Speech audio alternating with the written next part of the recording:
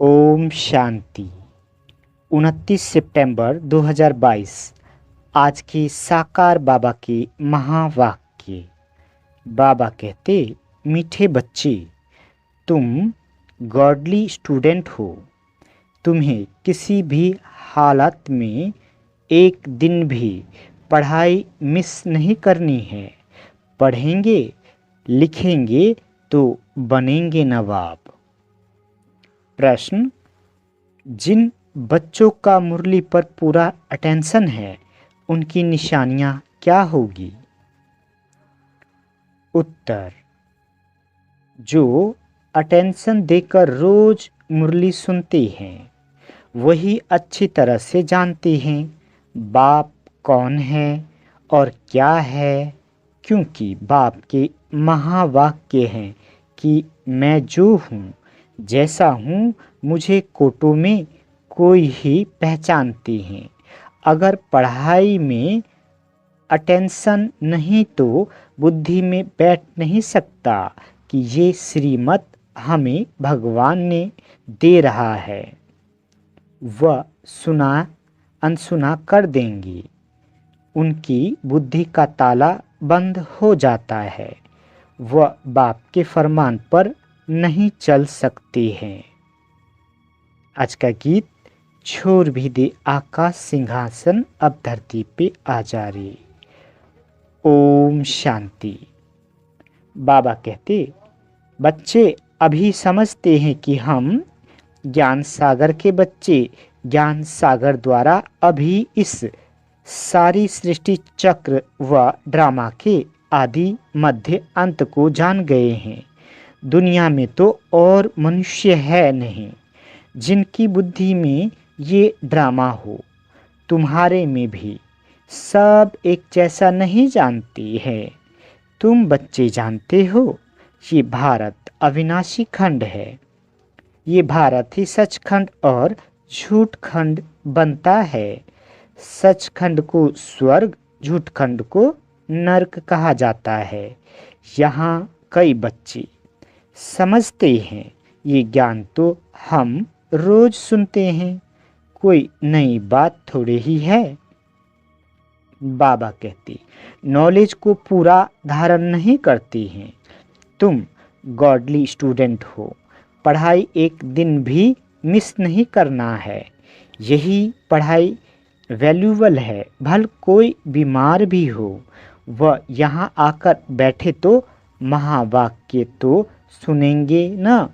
सुनते सुनते प्राण शरीर से निकले तो कितनी न सफ़ा मिल जाए।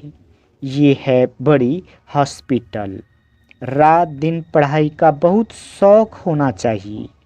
माता पिता को भी रात दिन शौक है ना।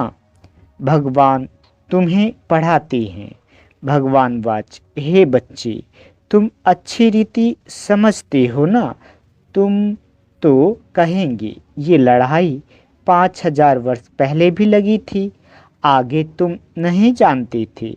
अभी जब बाप ने समझाया है तब समझते हो। तो स्टूडेंट का काम है जो नॉलेज मिलती है उनको धारण करना। यहाँ मुख्य बात है ही पवित्रता की। आत्मा जो आयरन एजेड में आकर काली बन गई है, खाद पड़ गई है, उसको निकालना है। तुम आत्माओं को अंदर में ख्याल आना चाहिए, शिव बाबा हमारे साथ बात कर रहे हैं, तो आत्म अभिमानी बनना पड़े।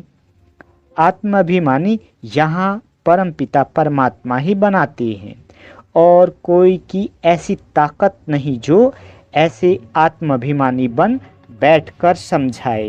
भल कहते हैं हम ईश्वर हैं, फलाना है, परंतु जानते कुछ भी नहीं। तुम्हारी बुद्धि में है।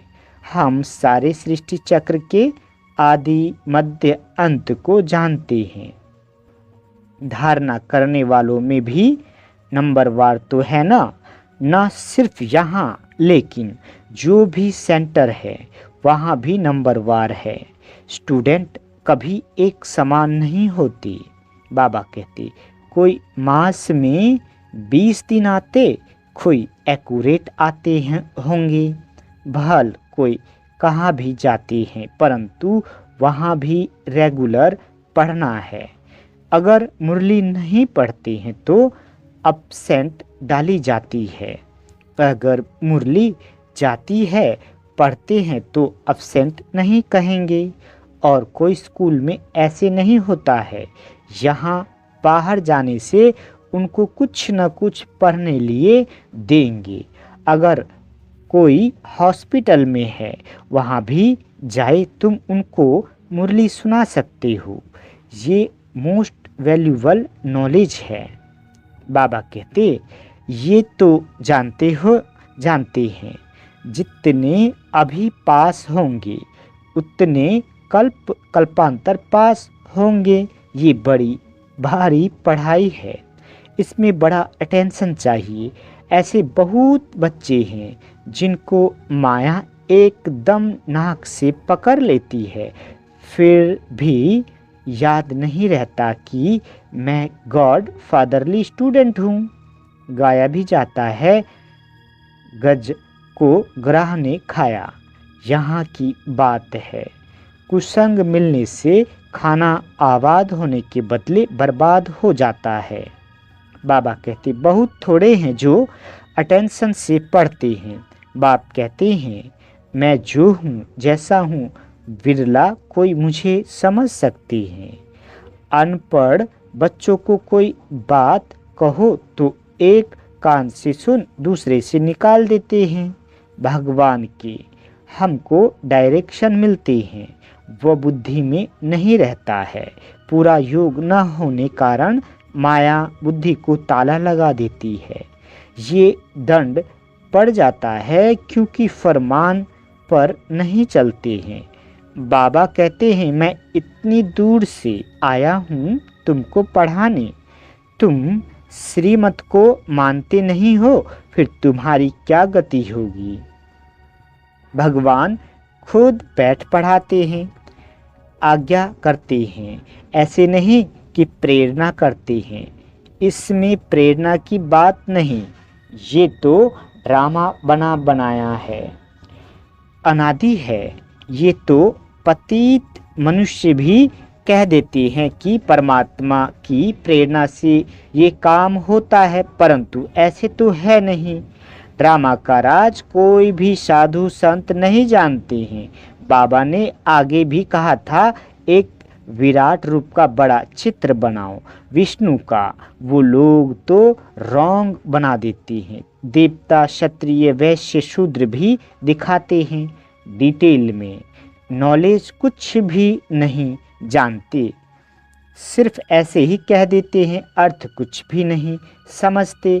विराट रूप नामी ग्रामी है, वो भी बड़ा बनाना चाहिए।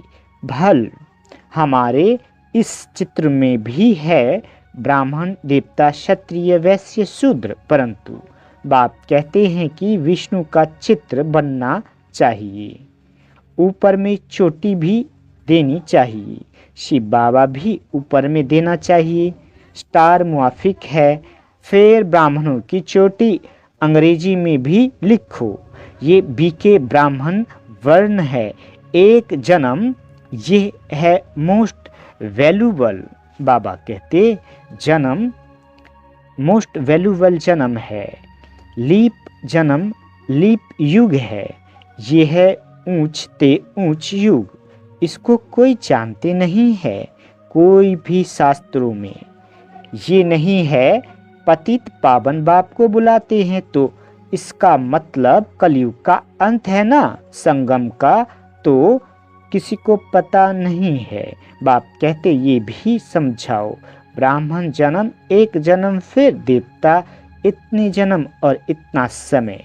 तुम क्रिश्चियन का भी दिखाते हो, 2000 वर्ष होंगे फिर सबका पाठ पूरा होता है। तो ये क्लियर लिखना चाहिए।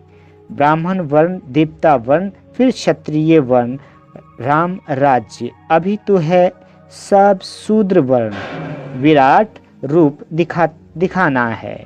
बाबा कहते सारा खेल भी भारत पर बना हुआ है। भारत पावन, भारत पतित, बाकी सब बाई प्लाट्स है। उनका वर्णों के साथ कोई कनेक्शन है नहीं। भारत की महिमा बाप ने समझाई है। ये है अविनाशी खंड। ये विनाश नहीं होता, ये भी तुम जानती हो बरोबर। सतयुग में और कोई खंड नहीं होता, ये सब बाद में आए हैं, फिर सब खल्लास हो जाएंगे। अविनाशी खंड भारत ही रहेगा और सब खत्म हो जाएंगे, नाम निशान ही गुम हो जाता है। ये नॉलेज अभी ही तुम बच्चों की बुद्धि में है और कोई भी नहीं जानते हैं। भारत पवित्र से पवित्र खंड था। भारत को कहा जाता है धर्म क्षेत्र। दान पुण्य जितना यहाँ होता है और कहीं नहीं होता। यहाँ फिर से तुमको सारे विश्व के मालिक बने का वर्षा देती हैं। तुम इतना ऊंच वर्षा लेते हो, तुमको ये वर्षा था फिर गवाया है। हार जीत होती है ना, अभी तुम जानते हो हम जीत पा रहे हैं, फिर हार खाएंगे। ये हार और जीत का राज बुद्धि में फिरता रहेगा। जीत कैसे पाते हैं और फिर हार कैसे खाते हैं, सतयुग में ये नॉलेज थोड़ी ही होती है। वहाँ तो है प्रारब्ध। ये राज हमने कहाँ से लिया है, ये भी वहाँ पता नहीं रहता। अभी ही बाप द्वारा तुम नॉलेजफुल बनते हो। इस नॉलेज के आधार से तुम जाकर प्रारब्ध पाते हो। ड्रामा की रील फिरती रहती है, जो इमर्ज होता है उसी अनुसार तुम्हारी एक्ट चलती रहती है। 84 जन्मों की एक्ट ड्रामा में नूंदी हुई है। आत्मा कितनी छोटी है, इसमें सारा पार्ट नूंधा हुआ है जो रिपीट होता रहता है। इसको कुदरत कहा जाता है। इस कुदरत को कोई नहीं जानते। इतनी छोटी आत्मा में कितना पार्ट है जो कभी विनाश नहीं हो सकता। इस साइंस वालों की बुद्धि अपने विनाश का प्रबंध कर रही है। तुम आत्मा उच्च पद पाने का पुरुषार्थ कर रही हो। वह समझते हैं हम अभी स्टार मून के नज़दीक आए हैं, प्लॉट लेंगे, वो बड़ा महत्व देते हैं। हम तो कहते हैं कि ये तो सब अपनी मौत के लिए करते हैं। तुम बच्चे जानते हो ये सब तैयारी हो रही है स्वर्ग के गेट खोलने लिए। ये लड़ाई बगैर स्वर्ग के गेट कैसे खुलेंगी? पति दुनिया का विनाश तो चाहिए ना। इन बातों को विद्वान पंडित आदि थोड़े ही जानते हैं, ये तुम जानती हो। ड्रामानुसार नूंद है तो तुम बच्चों को ये पढ़ाई पढ़नी है। कोई तो सुनते सुनते पढ़ते पढ़ते ख़त्म हो जाते हैं, कोई तो बैठे हुए भी जैसे कि सुनते नहीं। धारणा जब खुद में हो तब तो औरों को समझा सके। धारणा ही नहीं, सर्विस ही नहीं करते तो पद क्या मिलेगा? हाँ, स्वर्ग में जाएंगे, राज्य में आएंगे, परंतु सब तो राजा नहीं बनेंगे ना। पढ़ेंगे लिखेंगे होंगे नवाब, जो नहीं पढ़ेंगे पढ़ाएंगे तो भरी ढोनी पड़ेगी। ये तो होना ही है। जाकर बाबा कहते जाकर चाकरी करेंगे, राजाई में आएंगे, परंतु चाकरी करेंगे ना। प्रजा तो ढेर बनती जाती है, लाखों की अंदाज में बनती है। उनके भी तो नौकर चाकर होंगे ना। प्रदर्शनी में तो बहुत सुनेंगे, कुछ न कुछ बुद्धि में बैठेगा। आएंगे भी वही जो स्वर्ग में रहने वाले होंगे। सन्यास धर्म वाले थोड़े ही आएंगे। जो थोड़ा बहुत सुनेंगे वह तो प्रजा में आ ही जाएंगे। योग तो लगाते नहीं, विक्रम विनाश तो हो न सके तो पद कहाँ से मिलेगा? तो बच्चों को सारा राज समझाया जाता है। ये राजधानी स्थापन हो रही है, स्थापना जरूर संगम पर ही होगी। ना, बाप कहते हैं मैं आता ही हूँ कल्प के संगम युग पर। उन्होंने फिर युगे युगे लिख दिया है, तो भी 4 युग अथवा 5वां युग कहो, फिर भी इतने अवतार क्यों दिखाए हैं? परशुराम अवतार, कक्षमक्ष अवतार, परशुराम अवतार के लिए फिर दिखाते हैं कि कुल्हाड़ी उठाए सब क्षत्रियों को मारा। बाप कहते हैं ये कैसे हो सकता है? क्या भगवान ने इतनी हिंसा कुल्हाड़ी से किया? मनुष्य तो जो सुनते सब सत्य सत्य करते रहते हैं, असत्य बात को भी सत्य मान लेते हैं। बाप कहते हैं कि ये सभी असत्य बातें हैं, सत्य कोई भी है नहीं। किसी को कहो तो बिगड़ पड़ते हैं। बाप कहते हैं कि युक्ति से काम लो। चूहा ऐसी युक्ति से काटता है जो सारा मांस खा जाता है, मालूम ही नहीं पड़ता है। तुम बच्चों को बड़ी युक्ति से चलना चाहिए। बाप तो बहुत अच्छी रीति समझाते हैं, परंतु कोई धारणा भी हो तो करे। मुख्य बात है ही एक। बाप कहते हैं माँ में कम याद करो तो तुम्हारे विक्रमों का बोझा खत्म हो जाए। सिवाय योग अग्नि के खाद निकल ना सके, नहीं तो कड़ी सजा खानी पड़ेगी। तुम्हें तो पास विद ऑनर बनना है, प्रजा तो बहुत बनती है नंबरवार। बाकी राजाई के लिए मेहनत चाहिए, श्रीमत पर चलना चाहिए। बहुत चलते चलते पढ़ाई छोड़ देते हैं। अरे गॉड फादर बैठा है, जहाँ जीना है ज्ञान अमृत पीते रहना है। ये पढ़ाई है, पढ़ते पढ़ते फिर नई दुनिया में ट्रांसफ़र हो जाएंगे।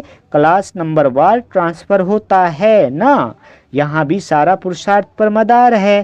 कहते हैं हे पतित पावन आओ, तो जरूर कलयुग पति दुनिया का अंत तो हो तब तो आए। बाप कितना अच्छी रीति समझाते हैं। नई दुनिया में ब्लाइंड फेथ होने कारण, बाबा कहते दुनिया में ब्लाइंड फेथ होने कारण जिसने जो सुनाया सत सत करते हैं, समझते कुछ भी नहीं।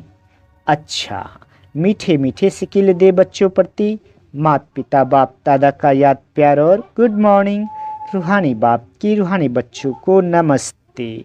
हम रूहानी बच्चों की रूहानी माता पिता बाप दादा को याद प्यार गुड मॉर्निंग और नमस्ते मीठे बाबा नमस्ते। धारणा के लिए मुख्य सार। पहला पॉइंट, बाप की आज्ञाओं का उल्लंघन नहीं करना है, कुसंग से बचना है, रोज मुरली जरूर पढ़नी व सुननी है। दूसरा, विक्रमों का बोझा समाप्त करने लिए याद में रहना है, जब तक जीना है ज्ञान अमृत पीते रहना है। बाबा वरदान देते, विनाश के पहले एवर रेडी रहने वाले समान और संपन्न भाव। बाबा कहते विनाश के पहले एवर रेडी बनना ही सेफ्टी का साधन है। अगर समय मिलता है तो संगम युग की मौज मनाओ, लेकिन रहो एवर रेडी, क्योंकि फाइनल विनाश की डेट कभी भी पहले मालूम नहीं पड़ेगी, अचानक होना है। एवर रेडी नहीं होंगे तो धोखा हो जाएगा, इसलिए एवर रेडी रहो। सदा याद रखो कि हम और बाप सदा साथ है। जैसे बाप संपन्न है वैसे साथ रहने वाले भी समान और संपन्न हो जाएंगे। समान बनने वाले ही साथ चलेंगे।